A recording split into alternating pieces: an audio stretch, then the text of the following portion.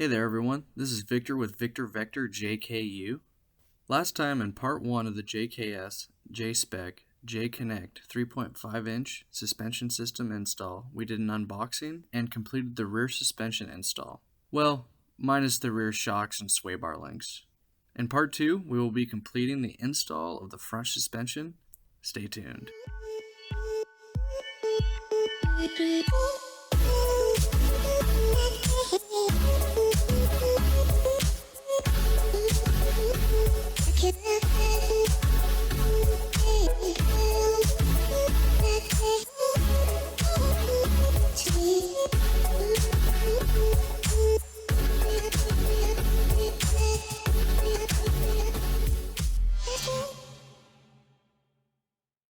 Alright guys, so I got the Jeep turned around in the garage now, and so we are going to start working on the front suspension. First I'm going to start off with actually getting this flash shield out of the way. I'm going to take my little plastic pry tool here, and you can get in between the two edges of the plastic for these guys, and you'll pop it down, basically just right in between here and here, and you can pop it out, and then that's what releases it, so it'll come right out for you. So you got 6 of those, 4 up front. And you got 2 from the back. I chose to remove the splash shield just to give me a little bit more clearance and better visibility when I was working under the undercarriage. Alright, got the Jeep lifted up, tires off. Next is to get this track bar bolt off. I'm just going to set this aside for now. And after that, I'm going to go ahead and disconnect the tie rod link here. So both of these are running a 21mm socket. So during the video install that I watched for this, they showed hitting the upper knuckle here with a mallet, and that would drop this. So we would maintain the nut just a little bit still on there so it doesn't fall away to the floor, and we'll just go ahead and knock on this guy until it falls free. There it goes. Cool. Alright guys, so to finish off, what I did was I grabbed a 7mm hex key. I'm using my wrench here. Alright, there we go. Alright guys, so I figured out if you turn the steering all the way to the passenger side, this guy will fall right on out. With a 15mm, we're going to go ahead and loosen up this. Don't need to remove it completely, just need to loosen it up, that way I can unthread this. Go ahead and unthread this guy now.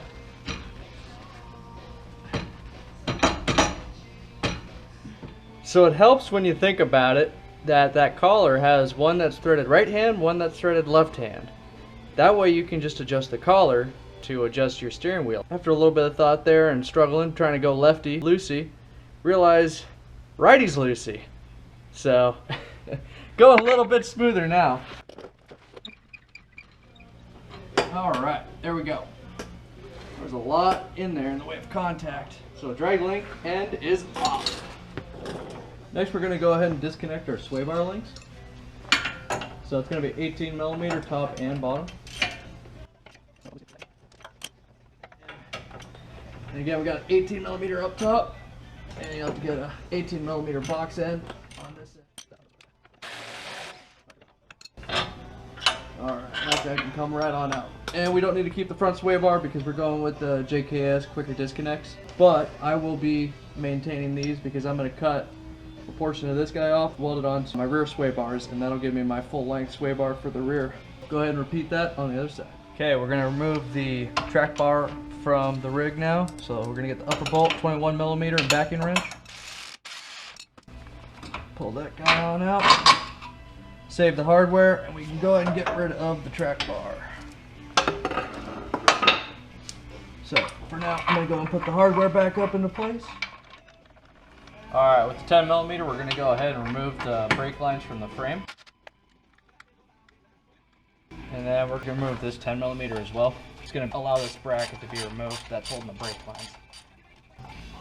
We'll have to remove the shock before we're able to get this guy out though. We'll go ahead and repeat that on the other side. Next we're going to be removing the drive shaft. So what I'm going to first do is I'm going to go ahead and mark this here with chalk. That way I can remember what my orientation is when I go to reassemble this. Then I shifted the Jeep into 4-wheel drive, put it into gear. That way the drive shaft will not spin on me while I do this.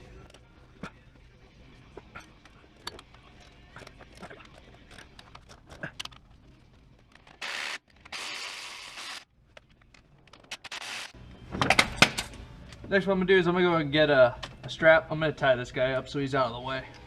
Then we're going to go ahead and remove our lower shock mount here. So this is gonna be an 18mm both sides back wrench.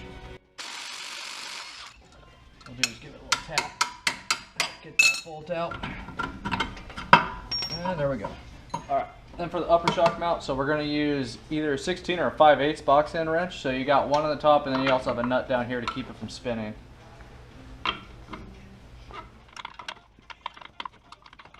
And once you get it started, it might be easier just to spin the shock off.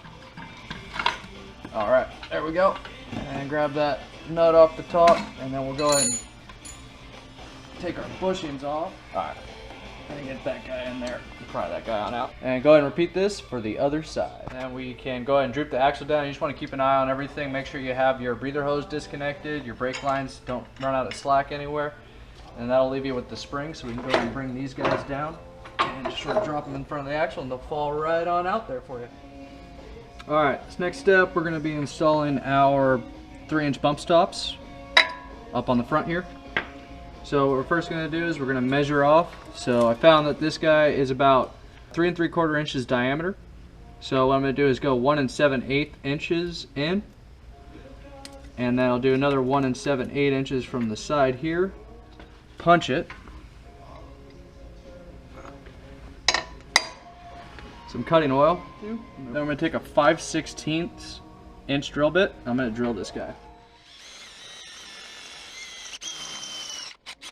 Alright, we'll go ahead and brush that all off there.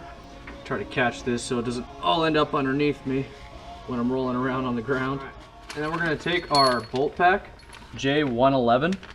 It's going to have our two 3/8 by 16, 3.5 inch length grade 5 bolts, and also our washers. And then it also comes with a self-tapping bolt. So we're going to use a self-tapping bolt to get this guy started. This guy's going to use a 14mm socket, so we're going to go ahead and put him into place. We're going to go ahead and tighten him in to establish our threads. Alright, we've got plenty deep now. Go ahead and take him back out. So you don't need to bottom this guy out all the way, you just need to get past the cutting portion. So now what I'm going to do is I'm going to go ahead and wipe this down with some acetone. And then I'm going to go and hit it with some paint real quick. That way it doesn't rust. And also it's going to be important to get some paint in here to cover up these threads so that they don't rust up as well. So while I'm waiting for this guy to dry, I figure I'm going to go ahead and get my lower control arm swapped out real quick. So I'm going to go and hit those guys. So we're going to be looking at 21mm. And I already came through and loosened these up earlier.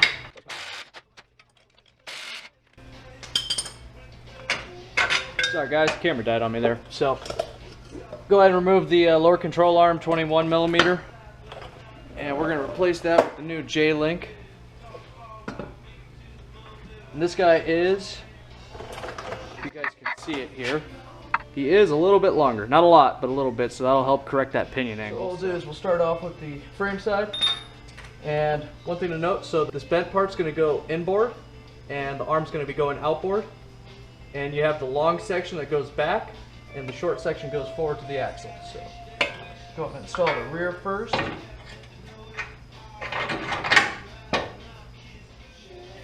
Alright, then for the fun part, getting this front guy in. Not that far off, I think I might be able to get this bolted there.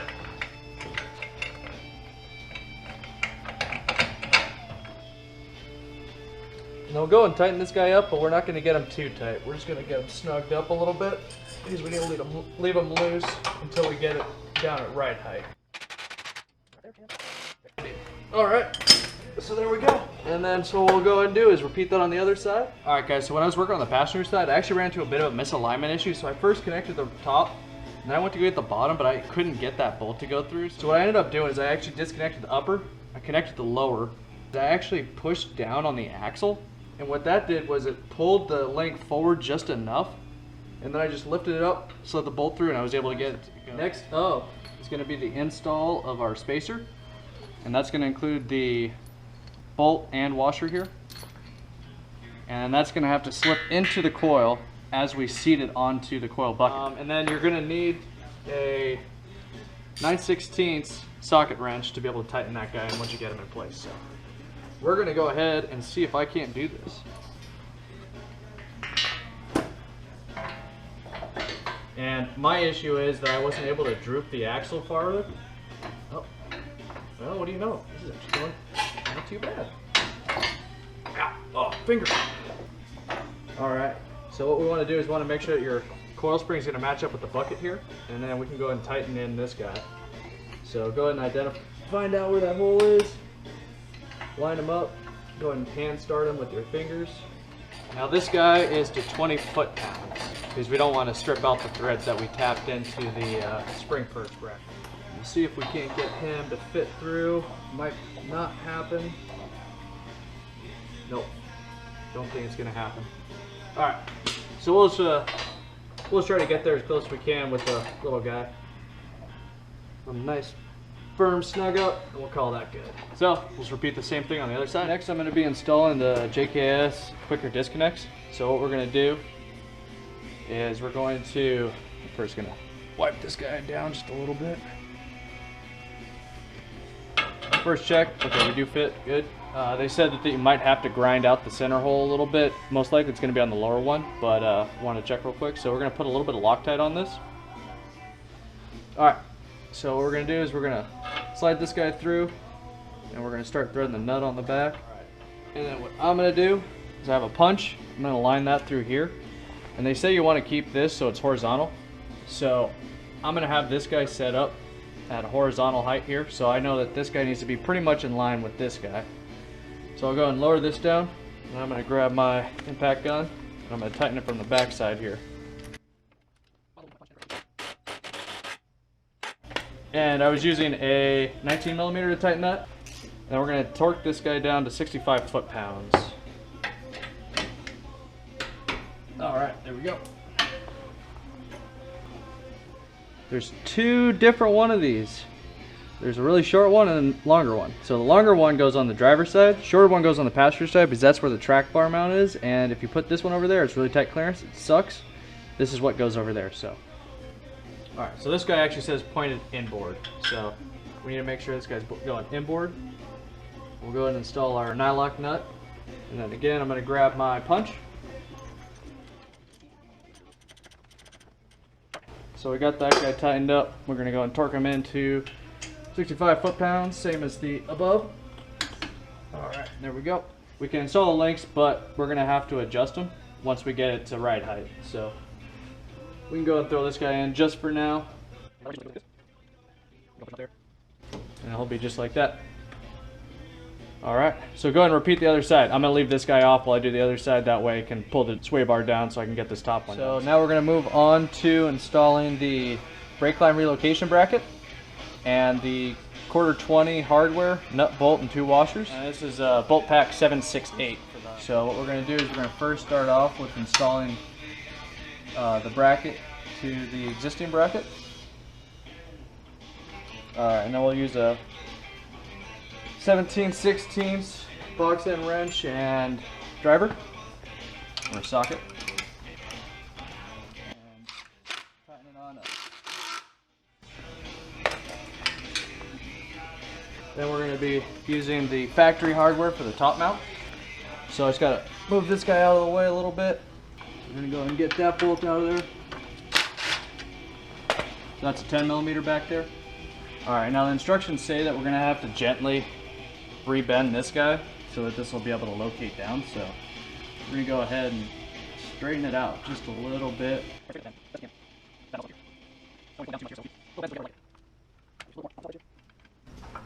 Alright, go ahead and reinstall our 10mm bolt and go and run it home. There we go. So the instructions also say to reinstall this guy. Yeah, I really don't think I'm going to like that being there. I think I'm going to leave that out actually. I've seen a modification, they cut this and they can splay it open, and that way you separate this and then this guy can be free. I want to free up more hose here for more droop. So that's it for this side. We'll go ahead and repeat on the other side. So next up, we're going to be getting the lower track bar brace installed. So what we're going to start off with, we're going to remove the steering stabilizer. So to remove the steering stabilizer, it's going to be 18mm bolt right here that we got to remove. There's a flag nut on the back side. So what I'm just going to do is I'm going to go ahead and take my adjustable wrench here. I'm going to go ahead and loosen this guy off.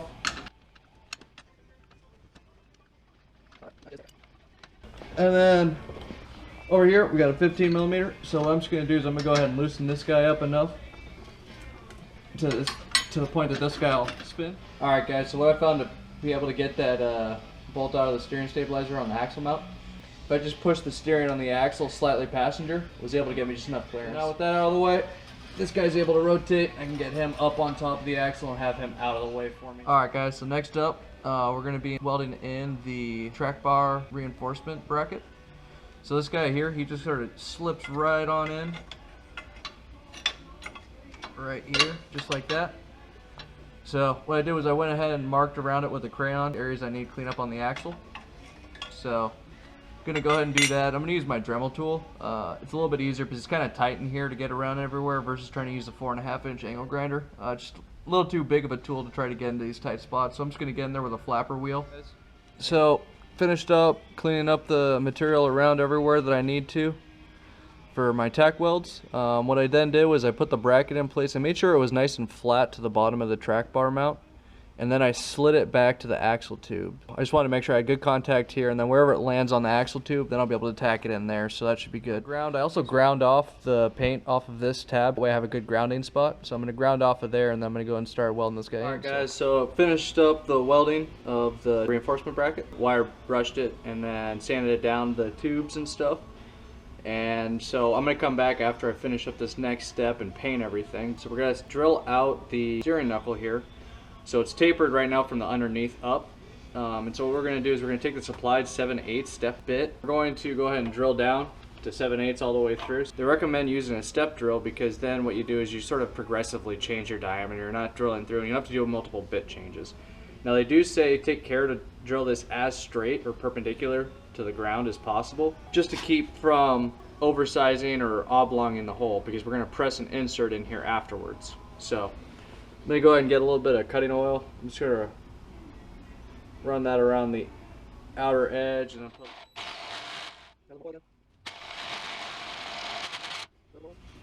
and that's the reason why I have the rag, so the oil doesn't get everywhere.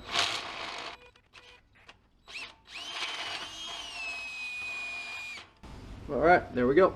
I'm going to wipe this up. I'm going to wipe everything down with acetone, and then I'm going to go and spray everything. So keys are to hit the freshly drilled hole, also where we welded up underneath for the track bar, and then we're going to just do a coat of paint on everything just to make it nice and clean, prevent any further rust that's coming through. You can see a little bit here. So alright guys, so one thing I want to do really quick before I went any further with installing the high steer kit is I want to do a quick check, because I'm not going to be upgrading my wheels and tires just yet. I wanted to make sure that I wasn't going to run into an issue with the new drag link and contacting the inside of the wheel. I was kind of concerned about it, looking at it, I was like, that's going to be really close.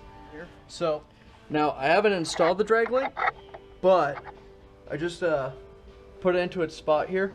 I still have to press in the little bushing and stuff, so I think I'm going to be good. So I'm going to go ahead and do the install with this high steer kit. I think it's going to work out. So we'll go and get the tire back off and keep going. Next up is we're going to pound in the little 7/8 inch insert. It's a tapered insert for the drag link. It's going to be going in from the top down because we're going to be moving to a high steer from a low steer. So we're going to go ahead and get this guy into position. We're going to use a mallet. I'm going to go tap him into place. It has a knurled edge, and it will be a fairly good press fit. So I want to try to bring him in as straight as possible.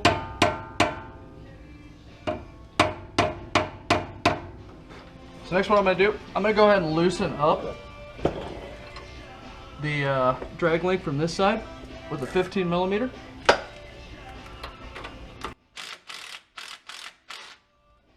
I found it necessary to grab a pair of channel locks to be able to break this guy free. Once I did that, I was able to loosen it just a little bit. That way when I thread in the longer drag link, that I wouldn't end up bottoming. We're going to go ahead and thread in our drag link. And I also took a wire brush and got it in there real quick just to sort of clean out the threads a little bit. They were pretty gummed up, so we'll go ahead and throw this guy in. Alright, and the goal here is that we want to be about equal threads on either side. So we're going to go in until we get there. Alright. I just sort of dropped them into place, so we got them just sort of set in there right now. Alright, so next up is going to be taking our 9/16 clear-coated zinc washer and the nylock nut that they supplied. We'll go ahead and fasten this guy on. This is going to be using a 22 millimeter. And then we're going to be torquing him afterwards to 63 foot-pounds. And it's important to use this washer because we have that drilled oversized hole. We'll come in with our torque wrench, set to 63 foot-pounds. All right. Do note, because this is basically set up factory right now, my steering wheel is not going to be aligned properly for this, but that's okay. We'll get an alignment, we'll get that squared up. All right guys, so my Fox shocks finally just showed up in the mail. Per the instructions that came with them, it says to apply some grease to the bushings and the sleeves, or the bar pins, into the shocks. I got some wheel bearing grease here. I'm just going to go ahead and use this to put a little bit on the sleeves and also bushings. So I'm just going to get a little bit on my finger here. So I'm just going to show you guys on the front shocks what we're going to do, because you have the eyelet on one side, and then we got the pin on the top. So, but it just slips right in pretty easy. Then we'll go ahead and slip in our sleeve into the bushing, and then similarly, I'm gonna go ahead and just put a little bit of grease around this guy too. All right, guys. So we're gonna go ahead and install this shock now. So we're gonna go ahead and break the binding off. It's kind of handy about these guys. If you get it from the inside and you peel it outwards, it'll come out. But yeah, so just turn it around. And you should be able to peel this guy pretty easy, and that'll come right on out. So, little trick there for you. Hopefully you guys can see that. So we're going to start off with just getting the bushing into place. We'll go ahead and put the washer up on top. We're going to go ahead and feed the shock up through there. And before I get it up all the way, I'm going to go ahead and start threading in our nut up on top. And this guy's going to be a 19 millimeter. So what I'm going to do, make my life a little bit easier, is I'm going to just hold the top. I'm going to thread the shock up onto it versus trying to tighten from the top. Alright, so on these shocks, a little bit different from the factory shocks. The factory shocks, you put two 16 millimeter wrenches on it. Got one on the top and one at the collar here where the shock tube is. For this one, you got a stud up on top with a 3/8 inch hex cap to it.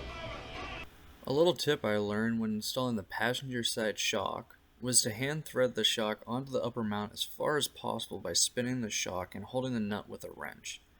Then when you cannot get it any tighter, then install the lower shock mount. I found that the top shock stud would not spin, so I could then just tighten the nut on and not need to use the second wrench. This made it a lot easier because you have a very limited amount of space up there to work with. And it is going to be an 18 millimeter here.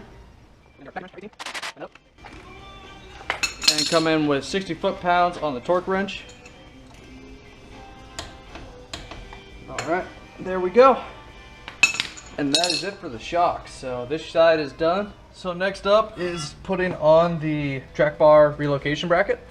So they noted in the instruction that it might be necessary to grind some of the metal off of this bracket here. And that is right here. So you might have to grind off right in this area. And that's due to where this weld is and that where that interferes. So I did have to do that, but now that I got it, it mounts up and the holes are all aligned, so we should be good to go ahead. They say start off with 3/8 inch hardware each. We're gonna go ahead and get these guys in place like so. Alright guys, so this hole was a little bit undersized, so I just took the step bit that they gave me, drilled that guy out. So we're gonna go and place this guy where he belongs. And I also threw down a quick little coat of paint as well. Go and throw in our 3/8 hardware. And coming in from the back side, we're going to go ahead and install our washer and nut for now. Then we're going to be taking we have a 9/16 bolt, 2 washers, and a nut that was supplied with the kit, along with this 1 3/8 3/4 inch diameter sleeve. So we're going to go and put this guy into place and run this guy through. Alright, there we go. Then we're going to run our nut and washer on the back side. Alright, so I got the washer on and the nut. We're going to start off fastening the 9/16 hardware here. So 21 millimeter front and back. Now let's go and get that guy loosely tightened to start with. Then we're going to come in with our 14 millimeter. To get our 3/8 hardware.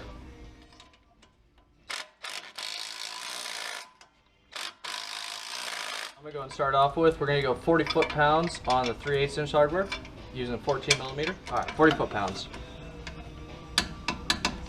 Alright, for our 9/16 hardware, we're going to go to 125 foot-pounds, but there we go. Alright, so there's 100. So, yeah, we'll come back. We'll make sure that that guy's torqued down to spec when we get the tool. Next up, we're going to be putting in the steering stabilizer. So, initially, it was mounted upside down like this, or, well, it's upside down like this to the factory bracket. So what we're going to do is we're going to go ahead and spin him around. We're going to mount him so he's in the sort of vertical position like this. So we're going to reuse the same factory hardware that we took off. We'll install this, the bolt upward, that way we don't contact the tie rod at any point in time. Now the flag nut does actually become not effective on this, but that's okay. So we'll need to grab an 18mm wrench and socket. Then we're going to come down to the tie rod end. We're going to go ahead and tighten him in with, so it's going to be 18mm up on top, and we got a 15 for the tie rod side. So we'll go ahead and start off with the tie rod. We'll go up to an 18 up top. Alright guys, so I went ahead and sort of matched what we were doing with all the other 18mm. I went and put it at 60 foot-pounds for both here and the axle side of the steering stabilizer. So we also have to install the U-bolt. So we got to get the U-bolt, its washer and nuts on here. Alright, this guy's going to be using a 14mm. So you want to tighten these guys up fairly even, and I got this upper control arm in the way, so I'm going to run with the wobble socket here to help me get in the right angle.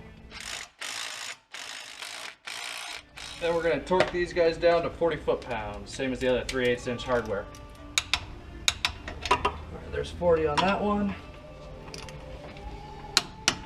Alright, there's 40 on them. Alright guys, we're on the last step before we get to drop this girl back on the ground. Well, other than throwing the wheels and tires back on.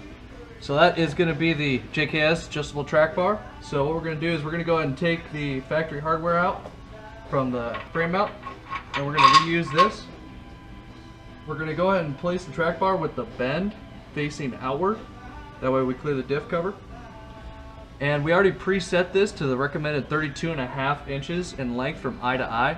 And I also tightened up the jam nut just hand tight so it keeps the joint parallel. So we'll go ahead and set him in location here, and then we'll go ahead and bring him up. We'll reinstall our hardware.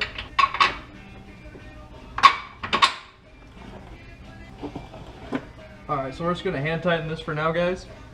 And what I'm going to do is I'm going to go ahead and install the fastener here. So I'll be using their 9/16 supplied hardware, similar to what we installed on the track bar mount below here.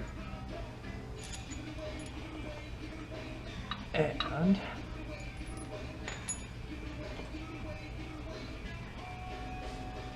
just a little bit of misalignment there. Alright. Got that guy there in place. We'll go ahead and put our nut and washer on the back side. Alright, and then we'll come back and we'll tighten that up later. So we have everything completed on the axle. So I'm going to go ahead and get the wheels and tires back on, drop this girl to the ground, and we will go ahead and do some final adjustments, torque things down, and see how she looks. So we got the Jeep back on the ground, got to reconnect the front drive shaft. So what we're going to do is we're going to take our driveline hardware here. We're going to put a little bit of fresh blue Loctite on there. Go ahead and reinstall those guys. What I did before this is I actually shifted my Jeep into neutral and took it out of four-wheel drive. That way I'd be able to get the drive shaft twisted to line up with the pinion flange.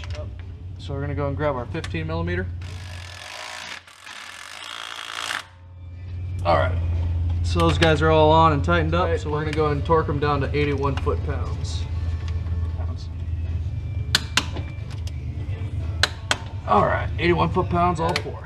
When I have this shock fully drooped out, this does have a decent amount of tension on it. It's getting close, so I don't want to leave this bracket installed. I saw online what they recommended doing is take an angle grinder, you put a slit right through the middle of this bracket right here.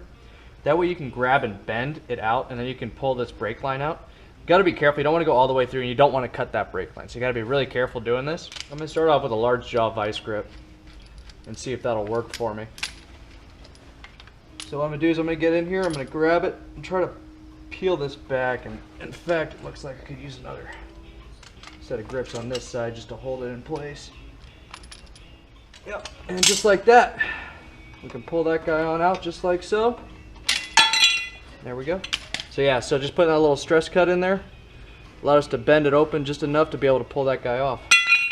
That's going to wrap it up for part 2 of the JKS JSPEC J-Konnect 3.5 inch suspension system front suspension install.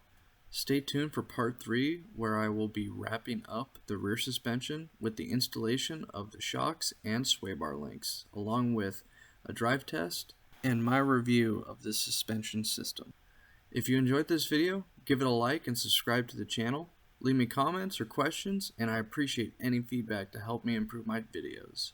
We are VictorVectorJKU, and we are taking on this build and the trails with both direction and magnitude. Have a great day, guys. Catch you next time.